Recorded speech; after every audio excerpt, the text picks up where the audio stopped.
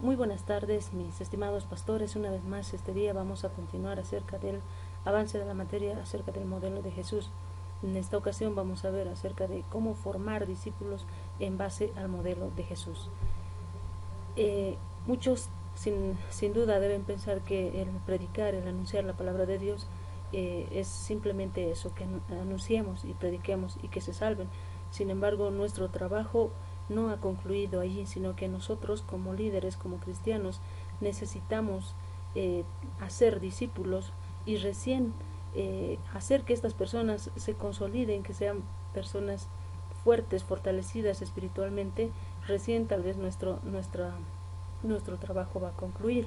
Por lo tanto, haciendo un paréntesis acerca de este tema, podemos ver que dentro del discipulado, dentro de la iglesia, para nosotros poder saber cuál es qué tipo de liderazgo o cómo estamos liderizando nuestra iglesia, tenemos que ver en base al crecimiento cómo estamos nosotros como líderes. Es decir, que el medidor para determinar el crecimiento que tiene nuestra iglesia va a ser el crecimiento.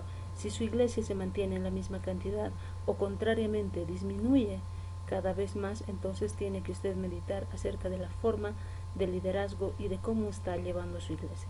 Pero no estamos hablando esto en base a que tal vez usted no está predicando bien o que el alimento que usted está dando no es correcto, sino que usted debe ver la forma de que usted no está preparando a los discípulos. Es decir, que los discípulos con los que usted trabaja, con los que usted cumple la visión, no los está desarrollando. Entonces ustedes pueden ver, haciendo un ejemplo, el caso de Moisés, cuando él bajaba, por ejemplo, las manos, dice que el pueblo de Dios perdía, y cuando él alzaba las manos, el pueblo de Dios tenía ventaja sobre sus enemigos. Entonces, este es el caso que nosotros tenemos que ver, que la producción, que el desarrollo, el crecimiento de nuestra iglesia depende mucho de los líderes y también de sus discípulos que usted está formando. Para esto, el modelo de Jesús nos habla que debemos tomar vamos a tomar, mejor dicho, el libro, el manual del discipulado, que es del autor Gregory Ogden, ¿no? En este libro nos habla acerca de este modelo de liderazgo, cómo poder discipular a las personas. Entonces, este libro nos habla acerca de 3 puntos muy importantes. Primeramente, para ser un discipulado, para poder iniciar un discipulado, primeramente debo hablar la palabra de Dios. Este es nuestro manual de vida, nuestro manual de instrucciones para poder encaminar el servicio de un discípulo. Si usted quiere formar a una persona en un grupo de discipulado, debe tener un proceso de aprendizaje que sea ordenado, secuencial, para que al final pueda tener una comprensión de lo que es en realidad la vida en Cristo. La palabra nos dice que tiene poder, que es un poder transformador. En toda la Biblia prácticamente podemos encontrar que todo fue hecho por la palabra. Nosotros vemos muchos textos en la Biblia, por ejemplo en el libro de los Salmos, en el capítulo 33, 6, nos habla de que por la palabra estamos limpios, dice. O sea, también, en Juan eso lo encontramos, que por la palabra estamos limpios, y que también en Romanos nos habla en el capítulo 10 que la fe viene por el oír la palabra de Dios. Por eso es importante que usted, a momento de discipular, su libro, su manual de discipulado tiene que ser la Biblia. El segundo elemento que nosotros podemos determinar en base a este discipulado que nos señala Gregory Ogden es que debemos tener al Espíritu Santo.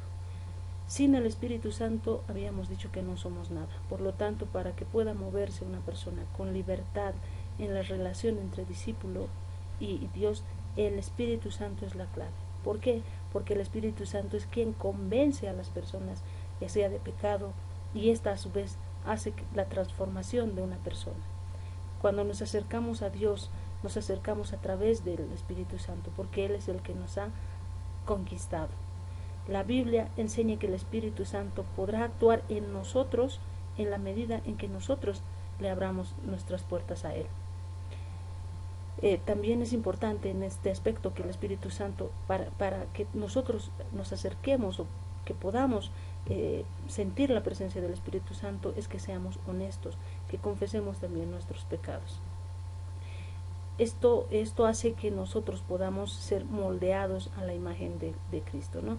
No podemos no podemos crecer de forma aislada. Por eso es importante que en el discipulado, una vez que usted esté en un discipulado, tenga la palabra, pero también es importante que la presencia del Espíritu Santo esté en ese lugar. ¿Y por qué decimos que debe estar en ese lugar? La Biblia nos habla de que, por ejemplo, cuando 2 o más están reunidos en mi nombre, ahí estoy yo, dice la Biblia. Eso es lo que dice Dios. Por lo tanto, cuando 2 o más personas se reúnen para hablar, para congregarse y alabar al Señor o adorar al Señor, entonces el Espíritu Santo se va a mover. Pero también es importante que al señalar que no podemos crecer de forma aislada, por ejemplo, que Dios siempre usó el estilo de 2, de parejas. Adán lo hizo, le dio a Eva. Caleb andaba con Josué. Pablo también andaba con Timoteo. Podemos ver así un montón de ejemplos que Dios nos enseña de que debemos tener siempre a una persona para que nos acompañe. Ahora, como tercer elemento podemos ver que es la supervisión mutua. Este elemento es muy importante para que suceda una transformación en el nuevo discípulo. ¿Por qué? Porque dentro del grupo de discipulado, la autoridad para llamarnos a la atención es decir, que esto nos va a permitir que si estamos cometiendo un error, nos hagan corregir ese error. Es decir, que el que enseña tiene que saber un poco, tiene que saber más en realidad, y para poderlo corregir posteriormente. Pero a esto, si estos 3 elementos se juntan y le añadimos a esto una visión, la visión que Jesús nos dio, que es de discipular a todo el mundo, esto se va a convertir en un elemento potencial, ya que esta visión de hacer discípulos, la visión de crecer mediante discípulos, mediante la formación de grupos de discipulado, esto hará que esta se desarrolle de forma que vaya de generación en generación, y que esto a la vez van a ser estos 3 componentes con la visión, va a hacer que este ministerio se ordene, se organice, y se organice desde la cabeza a los pies. Entonces, vamos a decir pero entonces, ¿qué es el discipulado? El discipulado es el seguimiento que una persona más madura en la fe, estamos diciendo que es más madura en la fe, hace de una persona menos madura. Es decir, que esta persona hace un seguimiento a una persona que no conoce mucho o que todavía es un niño espiritualmente. Entonces esta persona madura va a enseñarle, va a guiarle y va a instruirle. Es como una relación entre maestro y alumno. Es una relación como de padre e hijo, ¿no? En el que le enseña y que le va a encaminar en su vida, instruyéndole también siempre, como mencionamos, mediante la Biblia, mediante la palabra de Dios y la oración. Ahora, podemos señalar en este aspecto, por ejemplo, que es muy importante que dentro del discipulado nosotros veamos, no solo sea un discipulado tradicional que tal vez vemos como modelo, ¿no? Que son de 2 personas, o de alumno y maestro. Esto es muy interesante, sí, pero es mejor que se involucre a más personas, es decir, 3 o 4 personas, para que esto se haga como una retroalimentación en el intercambio de conocimientos y de ideas. Es por eso que el modelo tradicional de 2 personas a veces es insuficiente, pero de 3 personas o 4 personas ya se hace más eficaz. Ahora, existe un obstáculo también dentro de lo que es el discipulado, ¿no? Es que cuando hay mucha gente, muchas veces no se puede llegar con la mayor confianza que uno requiere como relación discípulo y alumno. Pero eso es lo que señala el autor. Sin embargo, con la ayuda de nuestro Espíritu Santo, nosotros podemos hacer que, inclusive podemos discipular a muchas más personas, ¿no? Entonces, para esto tenemos que ver otro aspecto importante, que es que el discípulo es necesario que tenga tres aspectos muy importantes. Primeramente, que tenga la verdad. La verdad es Cristo. Jesús dijo que es la verdad. Por lo tanto, esta persona tiene que saber que es una persona, es un cristiano. Segundo, que tenga relaciones transparentes. Para que haya transformación, es decir, debe haber una relación muy sincera con las personas. El maestro y el alumno no pueden ser apáticos, es decir, no pueden estar distanciados, sino que tiene que tener una relación muy sincera con él. Ahora, también para que pueda sentirse en libertad y compartir, ¿no?, las luchas, tal vez las penas que él tiene, y a través del Espíritu Santo, el líder o el que enseña va a poder ayudarle a las personas del grupo. Y tercer punto, habíamos dicho que también es muy importante la supervisión. Es decir, que la supervisión debe ser constante para que pueda corregirlo si es que existe algún error, si es que existe algún tipo de malentendimiento. Ahora, ¿quién es el que enseña? ¿Quién es? Hemos hablado mucho acerca del discípulo, de cómo se lo tiene que formar, pero tenemos que enfocarnos en el que enseña. Entonces vemos que el que enseña es muy importante para el discipulado, es la persona clave en este proceso, ya que esta persona es la que va a enseñar.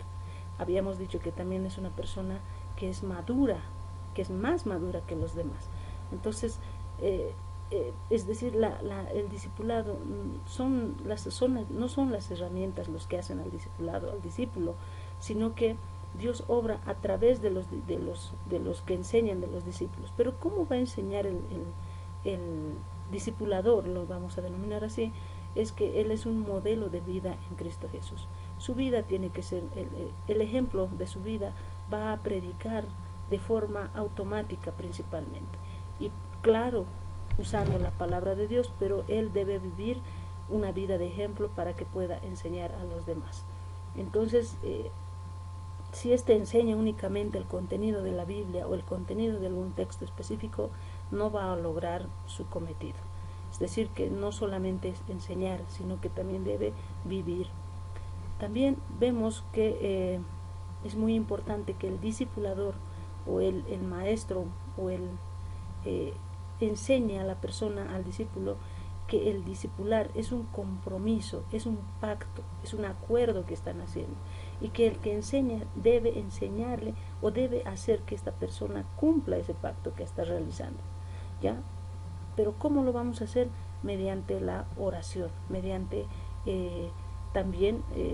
la oración y pedir, ¿no?, obviamente al Espíritu Santo que Él mantenga y que haga, que cumpla, ¿no?, que sea una persona comprometida para hacer la palabra de Dios. Entonces, el que enseña tiene que hacer las tareas también de la misma forma que él está enseñando. Es decir, no puede exigirle lo que no hace en realidad. El maestro, el que enseña, tiene que hacer las cosas al igual que los demás miembros del grupo, ¿ya? Entonces, con esto, al hacer, él está motivando, está enseñando con su ejemplo. Por eso decimos que el líder o el liderazgo es influencia pura, es ejemplo nada más. Ahora también tenemos que ver que el líder, que el que enseña, tiene que ser un modelo de transparencia y compartir sus luchas, sus preocupaciones y temas de oración. Es decir, debe también reconocer hasta sus pecados muchas veces, ¿no? Es muy importante que también el que enseña, esta persona, sepa reconocer que no lo sabe todo. Es decir, que una persona, un maestro, no puede saberlo todo, porque él está también en esa misma formación. Él sí tiene una madurez más grande que los otros. Sin embargo, esta persona también está dentro de la formación, porque todos estamos hacia el mismo, estamos siendo perfeccionados. No podemos demostrar que tenemos o que sabemos todo y así hacer quedar mal a nuestro Señor, ¿ya? El que enseña también, dijimos que tiene que saber la Biblia, tiene que leer la Biblia, dedicarle un momento. Entonces, para esto nosotros vamos a ver que principalmente este líder o este maestro o el discipulador tiene que hacer un formato de enseñanza que es de la siguiente manera. Al menos esta persona debe usar, como habíamos dicho, principalmente en un día a la semana para poder enseñar y para poder adiestrar a las personas, a los miembros de un grupo, que sea 2, 3 o 4, cuantas personas pueda o sea capaz de enseñarles. Entonces, mediante qué manual, habíamos dicho que mediante la Biblia, la palabra de Dios, primeramente tiene que darse lectura, reunirse una vez a la semana y dar la lectura de la Biblia, ¿no? Y de esa forma nosotros vamos a poder entender, porque la palabra de Dios dice que es el que nos da entendimiento, ¿no? Esto no quiere decir que nosotros vamos a leer la Biblia para almacenar conocimiento, engordar con la palabra o para usar para pelear con otros grupos o con otras personas.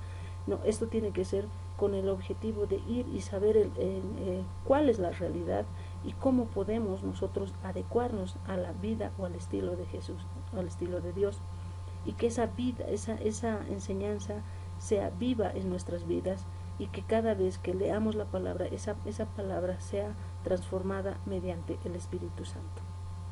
Ahora, como segundo aspecto, hemos dicho que la lectura de la palabra es el objetivo, ¿no?, para ofrecer una aplicación de la verdad a nuestras vidas. Y esto va a hacer que estimule a practicarlo, a hacer en nuestra vida, que la palabra sea viva en nuestras vidas, ¿no? El Espíritu Santo, dice, siempre está dispuesto para que podamos nosotros cambiar.